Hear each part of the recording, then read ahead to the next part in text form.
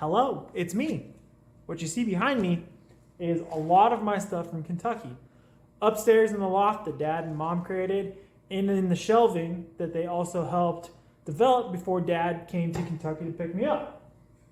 It's been about 2 weeks, 2.5 weeks now, and most of my stuff is in the corner that you can see right there. However, since then, we've also pulled all the books out of the shed/cabin that Mom and Dad had created about 1.5 to 2 years ago, and it helped them move to the ranch.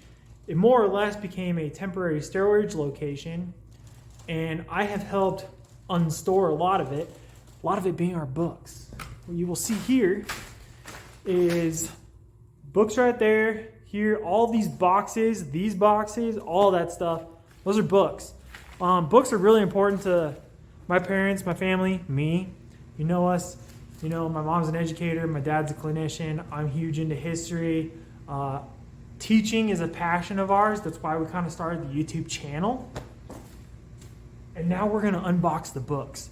During the move, so many things just got thrown together. Fiction with nonfiction, history, a lot of my history books with Mom and Dad's grad books from college, a lot of my old college books. So today, I'm going to unpack a lot of this, put them in similar genres, put them all together, bind them how they should be, and I'm going to be using this massive tarp to do that. It's a windy day today, a little chilly out, and me being in the shop gets me out of the elements, makes me a little comfortable, and uses some downtime in a more productive manner. So stick with me.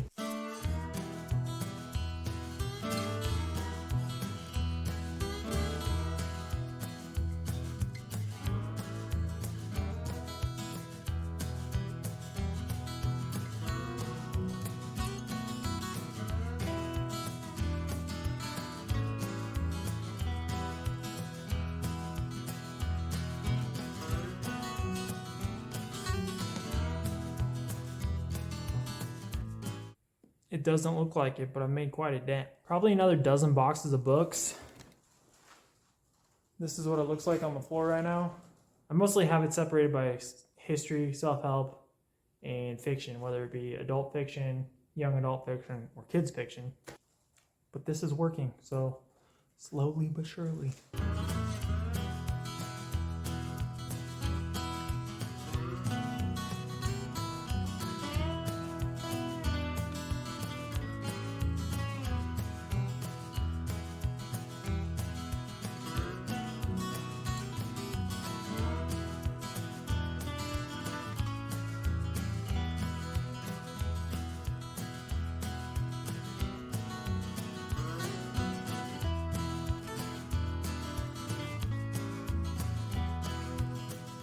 I have created the organized chaos.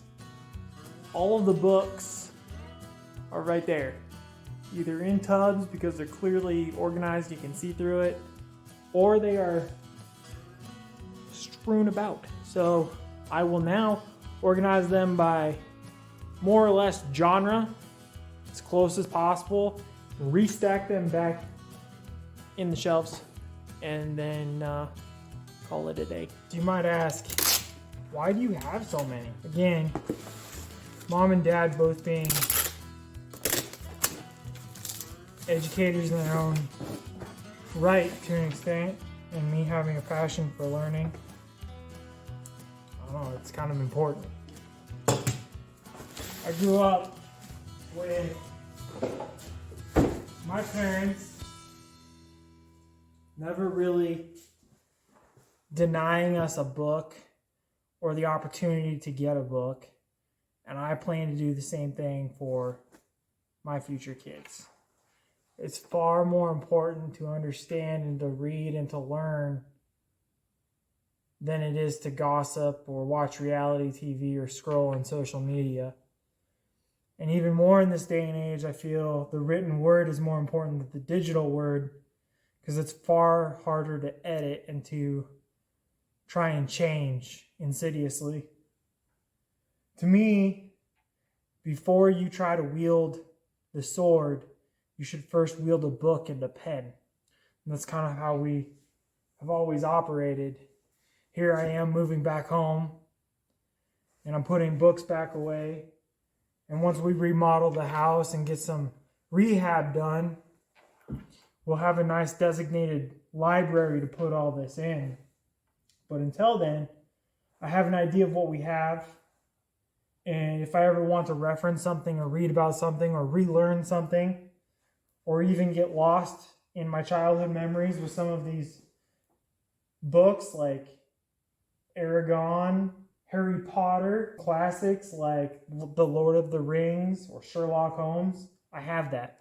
And I hope my kids will have that one day, because I will do everything in my power to take care of this and to be a custodian of it. Unfortunately, right now, we don't have that capability, so I'm doing my best to preserve it for the future. It's just really important to me to make sure that we have various books. What I can tell you is that I have the Berenstain Bears as a little kid. There is Dr. Seuss and the Hardy Boys. There's Harry Potter, the Aragon or Inheritance series that was popular in the mid-2000s. There's a lot of young adult fiction. There's a lot of founding documents. There's a lot of Civil War stuff, World War II, World War I. There is a lot of European history. There's some Asian history. Those are all from my classes in college. There's things on ethics. There's the Bible, the Quran, the Communist Manifesto over there. I don't necessarily agree with anything that's in this pile of books, but I think it's important to understand what's there. There's stuff on shaping the West, settling the West. There's stuff on the atrocities that we did to the Native Americans and the people that once roamed the land that my family now resides on.